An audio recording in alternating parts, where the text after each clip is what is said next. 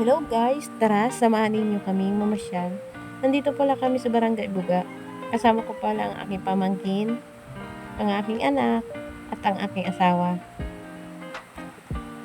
Ginamit pala namin yung habal-habal ng aking papa. Maganda talaga dito sa probinsya. Walang polusyon.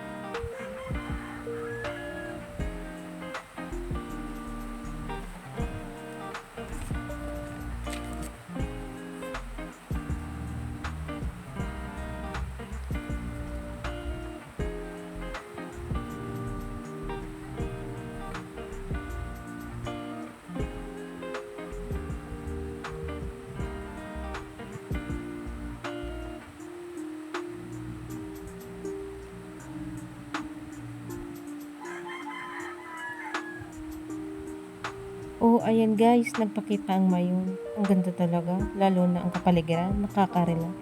Comment for part 2.